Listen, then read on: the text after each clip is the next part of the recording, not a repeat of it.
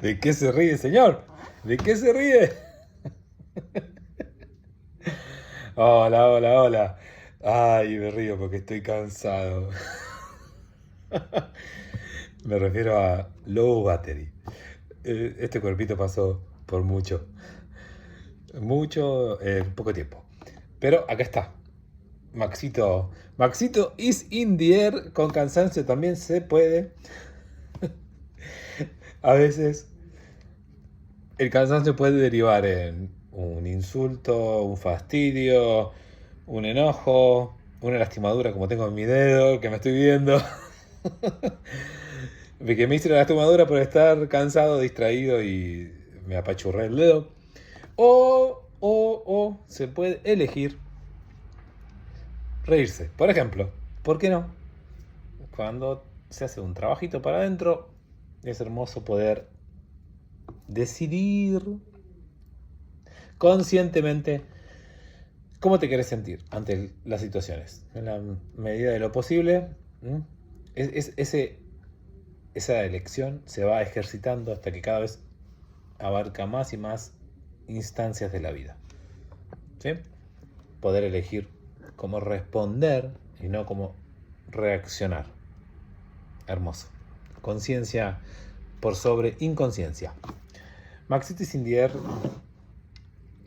I don't know. Creo que 99, ya estamos, 99. Wow. Y aprovechando que hoy hay poquitas preguntas, estaba pensando, ¿no? Esto que siempre, cada tanto cuando aparecen pocas preguntas, siempre es. O cuando no aparece ninguna. Ha pasado, ahora hace varias semanas que no sucede, pero cuando no aparecen preguntas es el recuerdo del sí mismo, como decía Gurdjieff, me recuerdo a mí mismo de cuál es el sentido de esto, de este espacio, ¿no? Y hoy me encontré como con esa magia que tiene, ¿no? Las casualidades, causalidades, sincronicidades, pensando, ¿no? En justamente todo el traqueteo que tuve y con todas las cosas con las que ando, en qué sentido tiene este espacio para mí, ¿no? Y ya lo he mencionado, pero hoy se me hizo muy evidente el acto de servicio.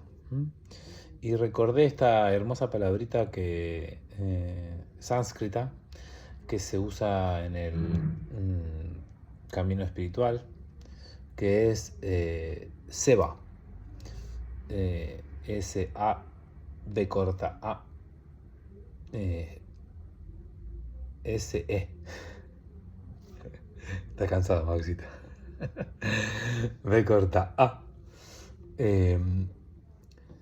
Y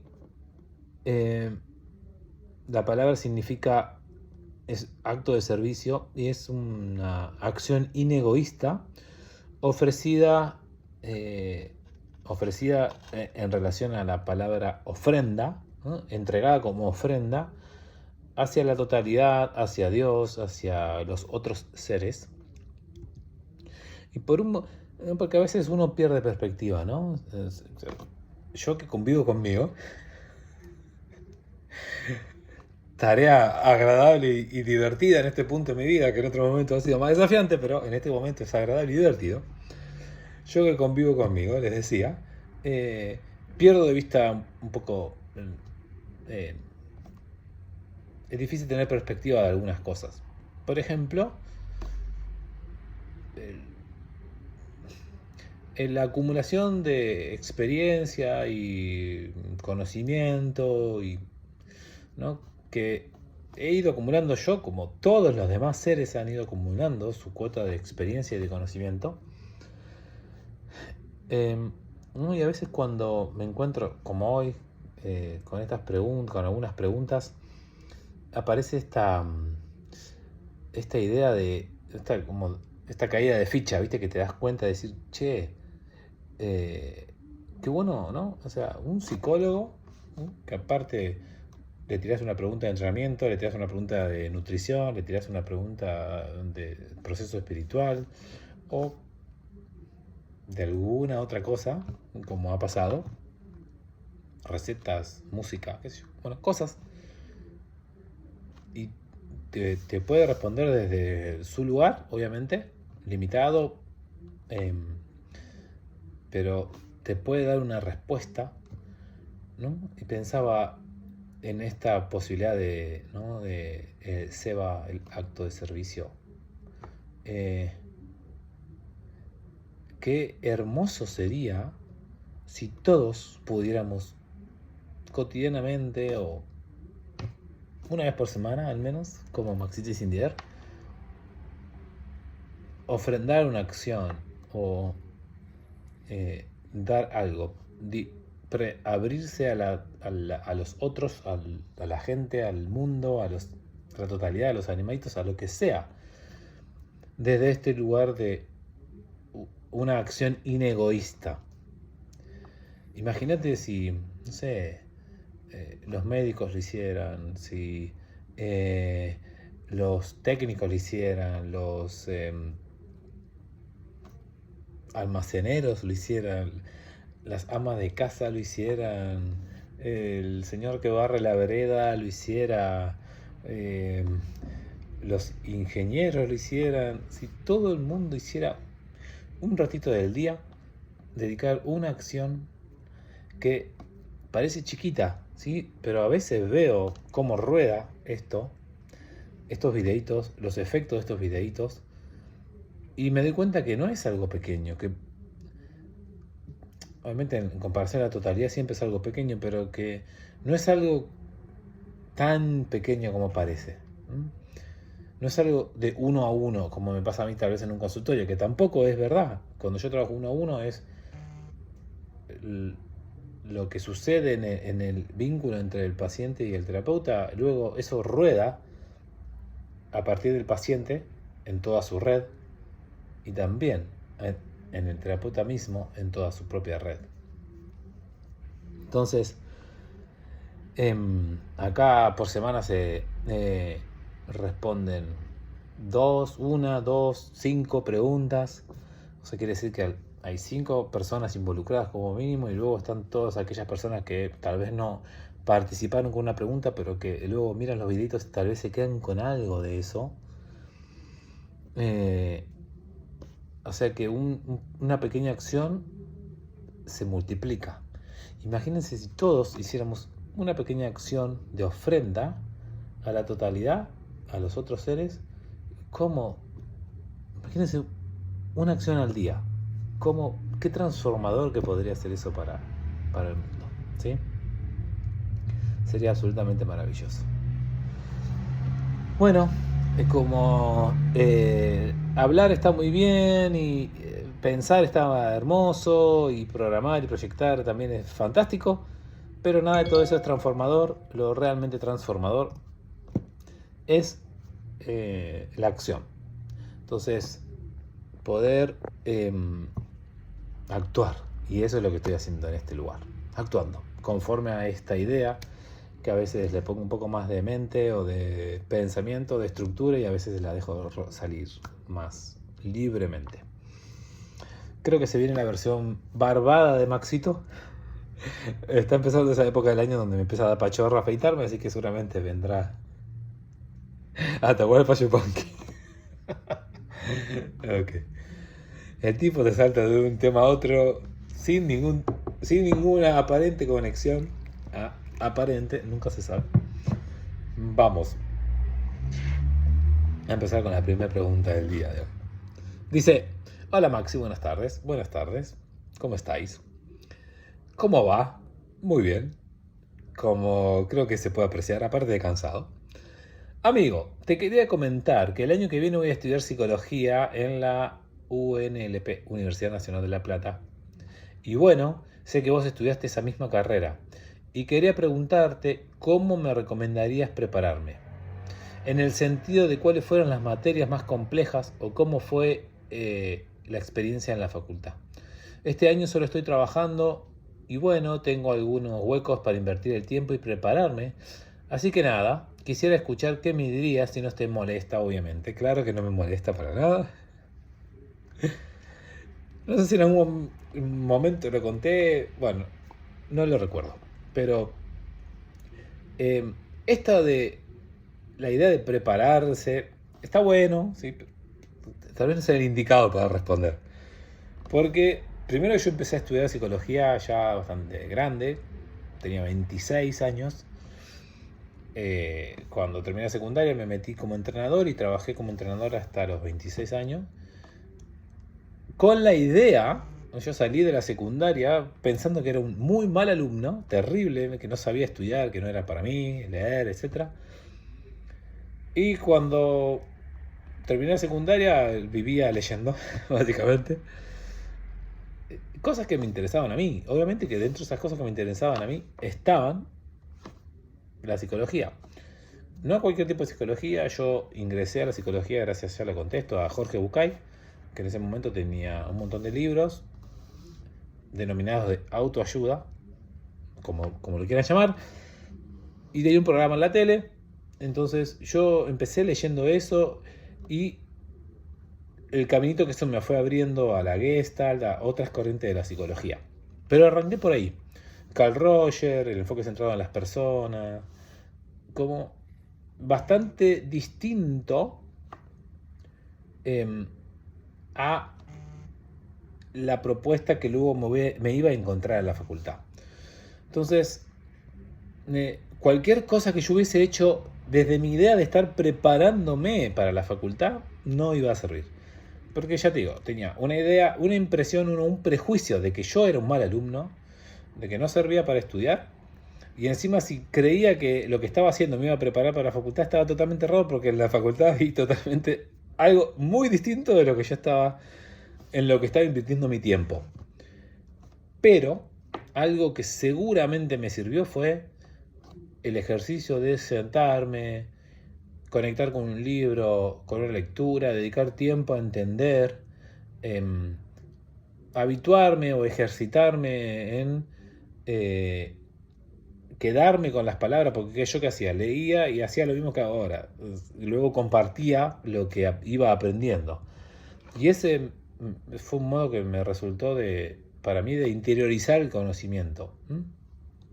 Entonces, seguramente esto te vaya a servir mucho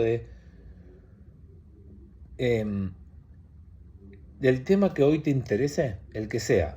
Yo sé que vos sos un entrenador también, ¿sí? Estás entrenando. Entonces tenemos un punto de inicio común. Tal vez tengas la idea o el prejuicio de que no sos un buen alumno. Tal vez hasta en eso nos parezcamos. Entonces, eh, primero que pongas la mente totalmente en pausa o entre paréntesis y que realmente hagas lo que te sientas más convocado a hacer. Si no estás acostumbrado a leer libros o capítulos de libros, es algo que te recomiendo que empieces a hacer. Digo porque hoy en día los chicos leen más, la lectura digital es distinta, no es tan... Ya hablé de esto en otro videito. Las generaciones ahora hacen un escaneo del texto y hacen como una especie de mix y luego si vale la pena el párrafo lo leen, pero es algo que eso no te va a salir en la facultad, vas a tener que sí ser capaz de leer y quedarte con la idea de qué está hablando el texto y obviamente párrafo por párrafo. Entonces eso es algo que se ejercita y te volvés mejor en la medida en que lo vas practicando. Después tendrás que desarrollar tu método de estudio, que también hablé de eso en otro videito. Yo me inventé lo mío, que era lo que a mí me servía, que nadie más estudiaba así, pero a mí me sirvió hasta que me recibí. Entonces, seguramente esto de sentarte y empezar a leer algo que te guste lo suficiente como para que te cautive y tal vez desafiarte, si lo querés como preparación, desafiarte a leer algo que tal vez no te llama mucho, ¿sí? Por ejemplo, podés buscar algún libro de introducción a la psicología. Si buscas en la Facultad de La Plata, vas a ver la carrera de psicología, vas a ver el programa de la materia, de alguna de las materias que tengas al inicio, y vas a ver el nombre de textos. Muchos están disponibles, la mayoría están disponibles online. Entonces podés agarrar alguno de esos como para empezar a empaparte un poquito del, em, la jerga, el vocabulario, pero más que nada lo que implica ser un estudiante universitario. Yo siempre le digo a dentro del recorrido que tengo como psicólogo, acompañé a muchos pacientes en la etapa secundaria, transición hacia la universidad. Muchos excelentes alumnos en la secundaria creían que iban a seguir con esos estándares en la universidad. Y una de mis tareas era no desilusionarlos, pero sí como una prueba de realidad, decir, che, mirá que todo lo que creas saber de la secundaria no te va a servir para nada, no sé, en la universidad. En la mayoría de los casos sucede eso. Entonces, hay que aprender a lidiar con cierto grado de tolerancia a la frustración, saber que las cosas tal vez no salgan del todo como queremos, no exigirnos cosas grandilocuentes, sacarme un 10, ser brillante, destacar en la clase, esas cosas son del ego, no le des bola. Sí, conocer tu interioridad. Yo, como tenía esta idea de que era un mal alumno, dije, voy a ir despacito. Dije, voy a hacer 2 materias, todo el mundo hace 3, yo voy a hacer 2 materias por cuatrimestre. Como resultado de esa estrategia, salvo con matemática, que fue un impedimento en mi proceso, salvo con esa materia, después nunca jamás recursé una materia, nunca jamás desaprobé un final, excepto uno, que tuve que volver a dar, que es una anécdota muy interesante, relación muy divertida en relación a eso. Otro día se las cuento. Entonces, pero porque estaba conectado con lo que yo creía que eran mis capacidades. Luego me di cuenta que mis capacidades eran más amplias de las que yo tenía entendido, pero gracias a mis hermosas amigas, Fer y Car, me di cuenta que podía más de lo que yo decía, ¿sí? Y luego actualicé mi idea. En vez de seguir con mi idea vieja, arcaica, de Maxito le cuesta estudiar, dije, yo soy bueno para estudiar.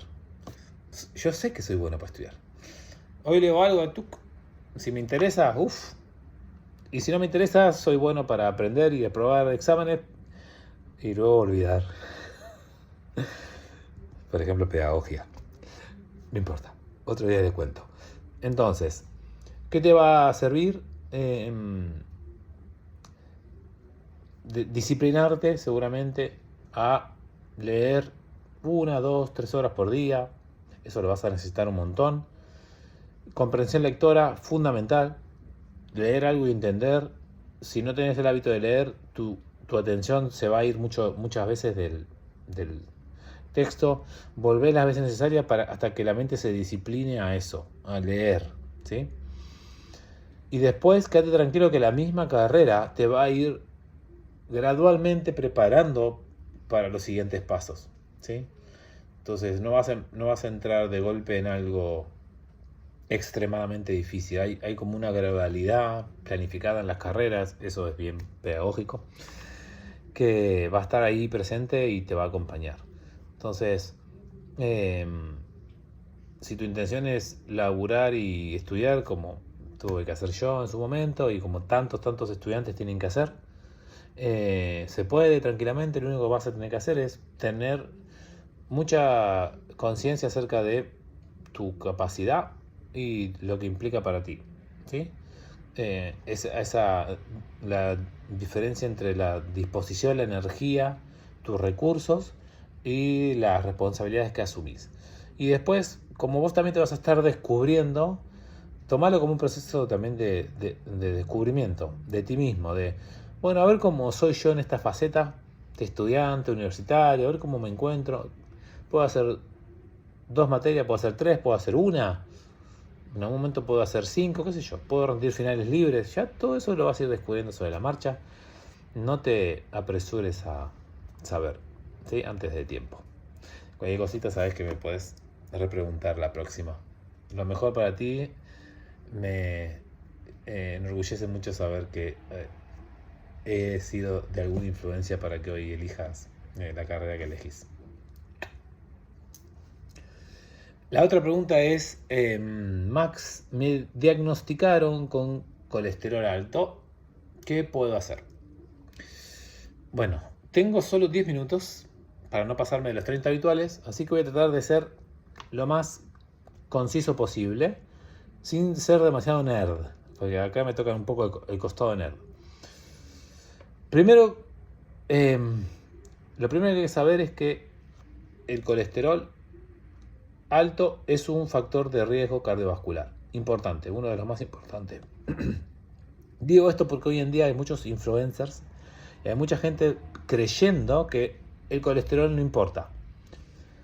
Entonces, ¿qué es el colesterol? El colesterol es una lipoproteína, es decir, una proteína con una grasa que es una proteína que transporta grasa.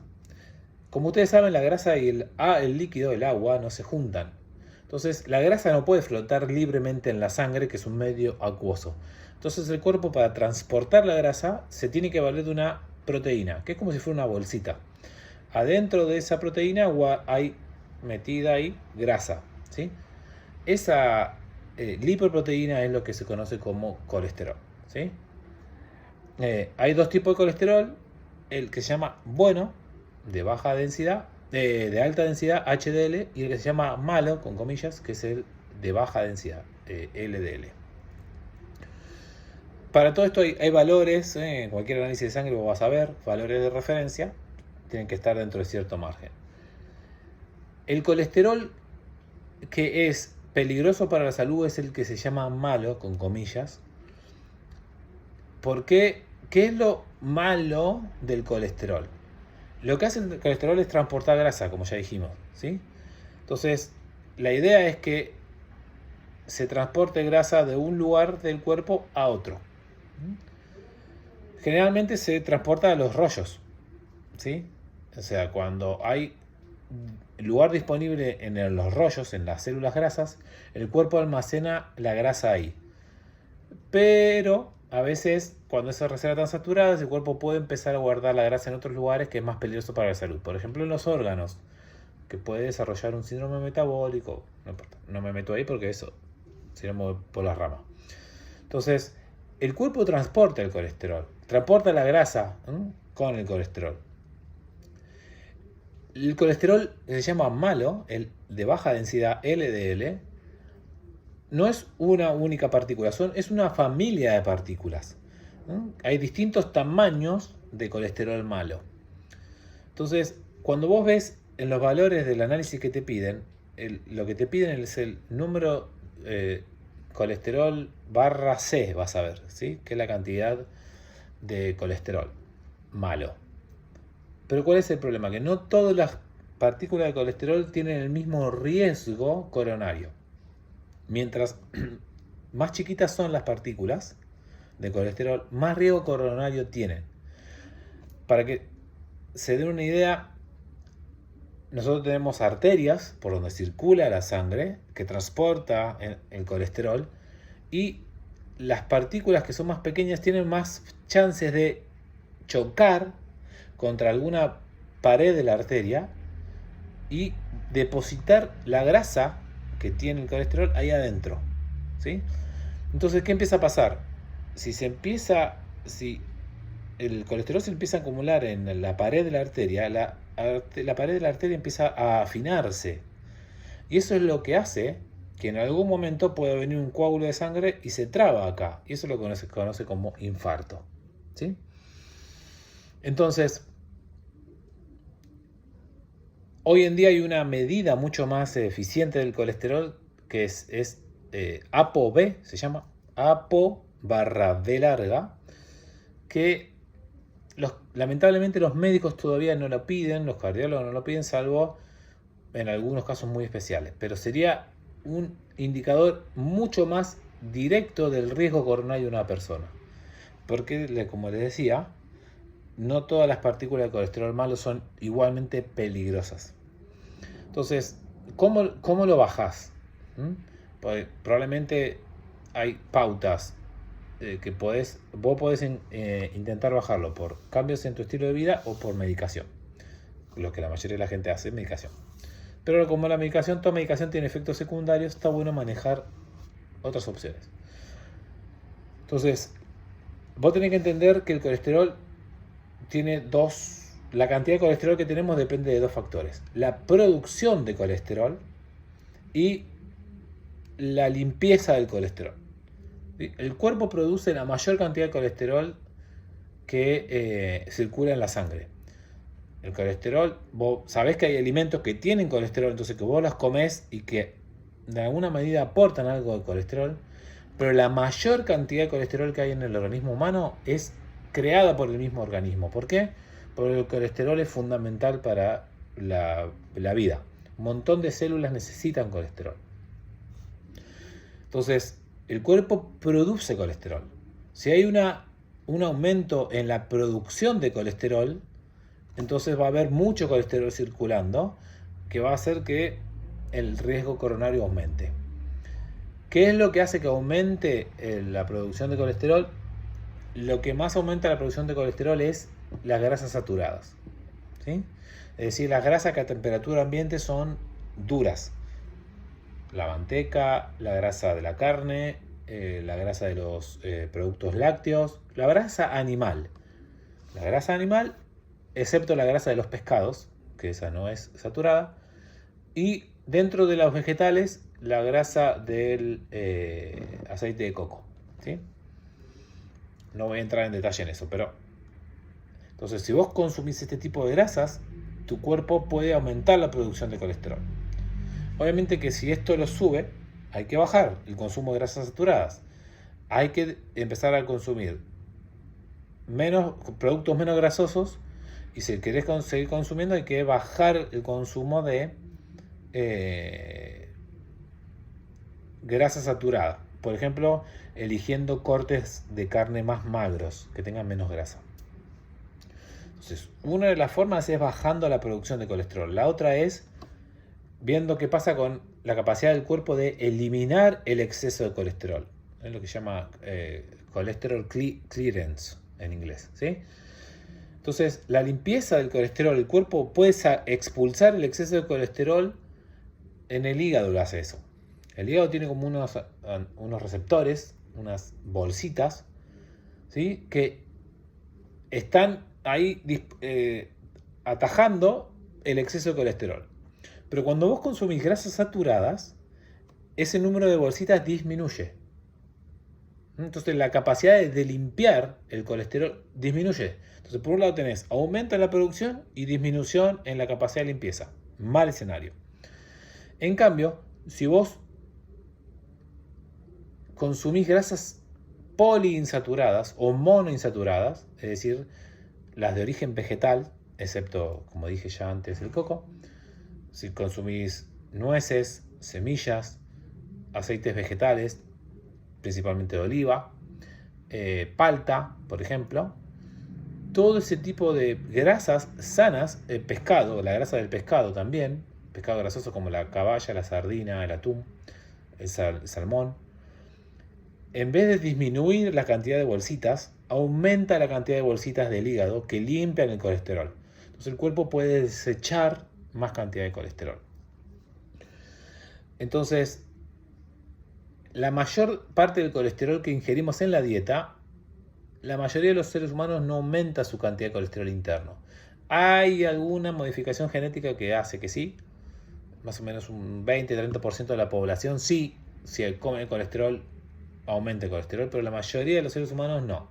El colesterol en la dieta no sube el nivel de colesterol en la sangre. Entonces, para ir a lo concreto, ¿qué puedes hacer?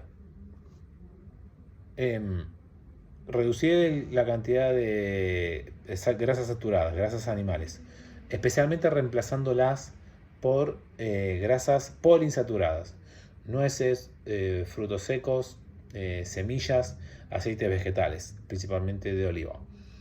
Actividad física. La actividad física también ayuda a mejorar la capacidad del hígado para metabolizar nutrientes. Todo tipo de actividad física, cualquiera que pueda sostener en el largo plazo sería lo ideal. Bajar de peso. El descenso de peso regula los niveles de colesterol en sangre y otros factores de riesgo cardiometabólico. Y Obviamente es importantísimo descansar mínimo 7 horas por día, eso también ayuda un montón. Regular el estrés también ayuda un montón, ¿sí? Entonces, hábitos de vida saludables. Y tener una salud psicoemocional positiva. Hay un estudio que me sorprendió en donde la gente que estaba estresada aumentaba el nivel de colesterol en sangre, y la gente que tenía pensamientos más positivos, todo disminuía el colesterol en sangre. Entonces, salud psicoemocional, movimiento,